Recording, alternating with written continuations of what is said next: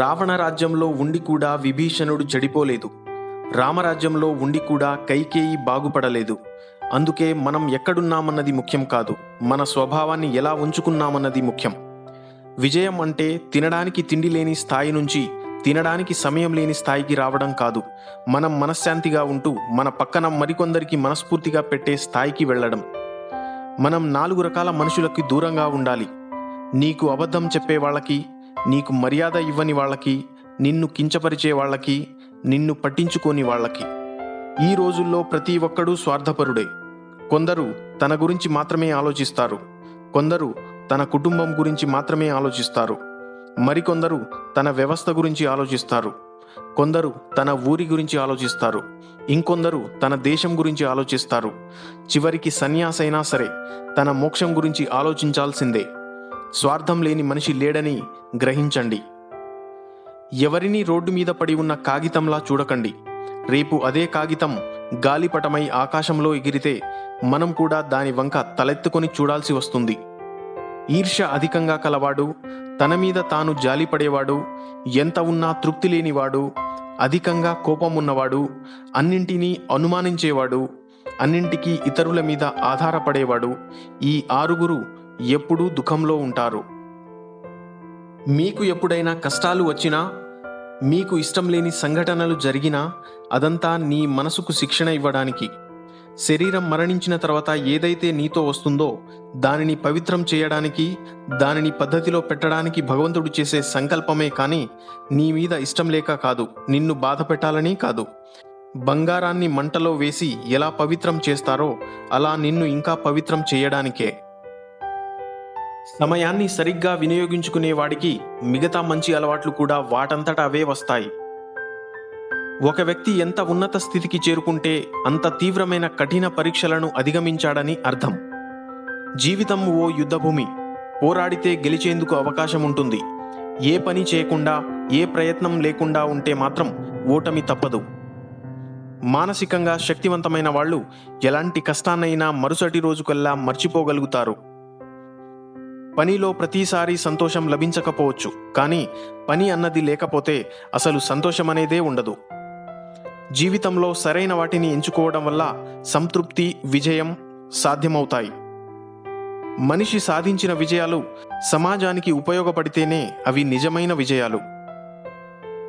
ఈ రోజుల్లో అసలైన ఐశ్వర్యం అంటే తల్లిదండ్రులను రోజూ చూడడం, అనుకూలవతి అయిన భార్య లేదా భర్త దొరకడం, చెప్పిన మాట వినే సంతానం ఉండడం, అప్పులు లేకపోవడం, అవసరానికి తగినంత ధనం కలిగి ఉండడం, ఏది తిన్నా అరిగించుకునే శక్తి ఉండడం, మన కోసం కన్నీరు కార్చే మిత్రులు ఉండడం, 10 మందిలో గౌరవించబడడం.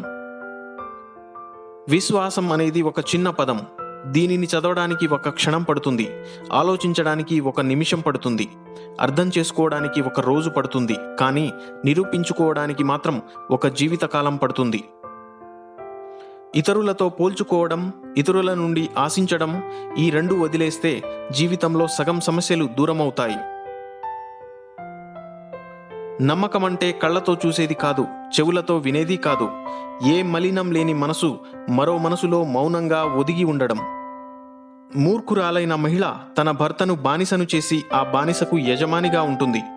కానీ తెలివైన మహిళ తన భర్తను రాజును చేసి ఆ రాజుకు తాను రాణిగా ఉంటుంది. ఉన్నది ఉన్నట్లుగా మాట్లాడే వాళ్ళని వదిలేస్తాం, లేనిది ఉన్నట్లుగా చెప్పే వాళ్ళని నమ్మేస్తాం. నిజానిజాలు తెలుసుకునే లోపే నిజంగా అభిమానించే వాళ్ళని కోల్పోతాం. వర్షం కురిసి వెలిసిన తరువాత ప్రకృతి మరింత అందంగా, ప్రకాశవంతంగా కనిపిస్తుంది. కొన్ని సమస్యలు, కష్టాలు తీరిన తరువాత జీవితం కూడా అంతే అందంగా, ప్రకాశవంతంగా ఉంటుంది. మీరు అందంగా ఉన్నారు అంటే అది మీ అమ్మా నాన్న నుండి వచ్చిన వరం. మీరు పద్ధతిగా ఉన్నారు అంటే అది మీరు మీ అమ్మా నాన్నలకు ఇచ్చే గొప్ప వరం. మంచి మనసున్న ఏ మనిషిని హద్దు దాటి కష్టపెట్టకు. అందమైన అద్దం కూడా పగిలితే పదునైన ఆయుధమవుతుందని గుర్తుంచుకో. జీవితంలో ఏది ఎప్పుడు చివరిదో చెప్పలేం. ఏ ఆట చివరిదో, ఏ మాట చివరిదో. అందుకే వీలైనంతగా పలకరిస్తూ ఉండు, వీలైతే కలుస్తూ ఉండు. కాళరాత్రిలో ఒంటరిగా నడవడం ధైర్యం కాదు, కటిక దరిద్ర్యంలో బ్రతుకుతున్నా వెలుగు వైపు పయనమే నిజమైన ధైర్యం అంటే. మంచి కోసం చేసే పోరాటంలో ఓడిపోయినా అది గెలుపే అవుతుంది. శాంతంగా ఉంటేనే జీవితంలో మీరు దృఢంగా ఉండగలరు. గుర్తుంచుకోండి, చల్లగా ఉన్నప్పుడు అత్యంత దృఢంగా ఉండే ఇనుము కూడా వేడెక్కితే బలహీనమైపోతుంది. అందరికీ అందుబాటులో ఉండకు, అలుసుగా మారతావు. ఎవరితో ఎంతవరకు ఉండాలో అంతవరకే ఉండాలి. అర్హత లేని వాళ్లకు అతి చనువు ఇవ్వడం ఆత్మాభిమానానికి హానికరం. ఆడవారి అందం వారి ముఖంలో ఉండదు, వారి నిజమైన ప్రేమలో, వారి నడతలో ఉంటుంది. మగవారి అందం వారి ఆస్తిలో, సంపాదనలో ఉండదు, వారు స్త్రీకి ఇచ్చే మర్యాదలో ఉంటుంది. ఎదిరించేవాడు లేకపోతే బెదిరించేవాడిదే రాజ్యమవుతుంది. కష్టపడకుండా కేవలం అదృష్టం మీదనే ఆధారపడితే 100 జన్మలు ఎత్తినా విజయాలు సాధించలేరు. మనం ముళ్ల మధ్యలో ఉన్న అందంగా ఎలా ఉండాలో గులాబీని, బురదలో ఉన్న పవిత్రంగా ఎలా ఉండాలో తామర పువ్వుని చూసి నేర్చుకోవాలి. ఎందుకంటే ఎన్ని కష్టాలు సమస్యలున్నా వాటిని మనోబలంతో ఎదుర్కొంటూ సంతోషంగా ఉంటూ అందరికీ సంతోషం పంచడమే ఆనందం. అదే ఆదర్శ జీవితం. 100 నియమాలు పాటిస్తూ పూజించడం కంటే పవిత్రమైన మనసుతో ఒక దండం పెట్టినా చాలు. నిజంగా నువ్వు భగవంతుణ్ణి సంతోషపరిచినట్లే. రాజసం అంటే డబ్బు, హోదా, పరపతి ఇవేవీ కావు. మనం ఒకరికి హాని చేయకుండా నీతి నిజాయితీలతో బ్రతికే ప్రతి ఒక్కరి బ్రతుకులో ఉంటుంది రాజసం. ఇతరుల కాళ్లపై పడడం, భజన చేయడం కాదు, నీ కాళ్లపై నువ్వు నిలబడాలి. బ్రతుకంటే ఇచ్చిన మాటను గాలి కొదిలేసి బ్రతకడం కాదు, ఎంత కష్టమైనా నెరవేర్చి బ్రతకడం. బ్రతుకంటే అవసరాలకు మనుషులను వాడుకొని బ్రతకడం కాదు, ఆపదలో నేనున్నానంటూ ఆదుకుంటూ బ్రతకడం. బ్రతుకంటే ఎదుటివారిని మోసం చేసి బ్రతకడం కాదు, ప్రాణం మీదికొచ్చినా నిజాయితీగా బ్రతకడం. బ్రతుకంటే ఆడంబరాలకు పోయి విచ్చలవిడిగా బ్రతకడం కాదు, ఉన్నదాంట్లో సర్దుకుపోయి బ్రతకడం. ఏ వ్యక్తి మరొక వ్యక్తి యొక్క జీవితాన్ని మార్చలేడు. మీ విజయం మరియు ఆనందం మీ సొంత కృషిపైనే ఆధారపడి ఉంటుంది. మీకోసం మీరు ఆలోచించండి మరియు జీవిత పథకాన్ని రూపొందించుకోండి. కొసరి అన్నం పెట్టే వాళ్ళని, కసిరి మంచి చెప్పేవాళ్ళని జీవితంలో ఎన్నడూ వదులుకోకు. అలాంటి వారు మన జీవితం నుండి ఒక్కసారి వెళ్ళిపోయారంటే మళ్ళీ ఎంత వెతికినా దొరకరు. నిజానికి వాళ్లే అసలైన మనవాళ్ళు. గాలి మన కంటికి కనిపించకపోయినా మనకు ప్రాణం పోస్తుంది. అలాగే మనం చేసే మంచి పనులు 10 మందికి తెలియకపోయినా పర్వాలేదు, కానీ మనం చేసే సాయం వల్ల ఒకరి జీవితంలో అయినా సంతోషం వస్తే చాలు. సంపాదన వేటలో పడి జీవితాన్ని ఆనందంగా గడపడం మర్చిపోతున్నాం. వయసు మళ్ళాక కొన్ని కోట్లు పోసినా గడిచిన కాలాన్ని కొనలేము, తరిగిన వయస్సును తిరిగి పొందలేము. అందుకే ప్రతి క్షణం ఆస్వాదిస్తూ సంతోషంగా గడపడానికి ప్రయత్నించండి. మాట్లాడాలి అనుకునే వారికి ఖచ్చితంగా సమయం దొరుకుతుంది, కానీ వద్దు అనుకునే వారికి సాకు దొరుకుతుంది. ఈ ప్రపంచంలో 100కి 100 పాళ్ళు ఎవరినీ ఇష్టపడలేము.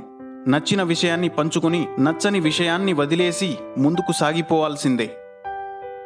2 రోజులు బాధగా ఉంటుంది, 4 రోజులు ఇబ్బందిగా ఉంటుంది, 1 వారం తర్వాత అలవాటైపోతుంది. తప్పదు అని తెలిసినప్పుడు తపస్సు చేసినా తప్పించుకోలేవు. ఇదే ప్రతి ఓటమి వెనుక కథ. భార్యాభర్తల అనుబంధానికి కావలసిన 5 లక్షణాలు: నమ్మకం, నిజాయితీ, బాధ్యత, క్షమించే గుణం మరియు ప్రేమ. గొప్ప విషయాలు మౌనంగా ఉన్నప్పుడే రూపుదాల్చుకుంటాయి. ఎందుకంటే మౌనంగా ఉన్నప్పుడే గొప్ప ఆలోచనలు వస్తాయి. గెలిస్తే వినయంగా ఉండు, ఓడితే ఓర్పుగా ఉండు. డబ్బు ఉంటే దయాగుణంతో ఉండు, డబ్బు లేకుంటే నిజాయితీగా ఉండు. గెలిచేందుకు మార్గాలు నాకు తెలియకపోవచ్చు, కానీ ఓడిపోయేందుకు గల కారణం మాత్రం నాకు తెలుసు. అందరికీ నచ్చే విధంగా పని చేయాలనుకోవడం. ఎంతకాలం బ్రతికామన్నది కాదు, ఎంత గొప్పగా జీవించామన్నది ముఖ్యం. కదలని బొమ్మకి కవితలు చెప్పినా, మారని మనిషికి నీతులు చెప్పినా ఒక్కటే. ప్రపంచంలో ఎన్నో రకాల యుద్ధాలుంటాయి, కానీ మనిషి తన మనసుతో చేసే యుద్ధం అన్నింటినీ మించిన మహా సంగ్రామం లాంటిది. పువ్వులతో నిండిన తోట ఎంత అందంగా ఉంటుందో మంచి ఆలోచనలతో నిండిన మనసు కూడా అంతే అందంగా ఉంటుంది.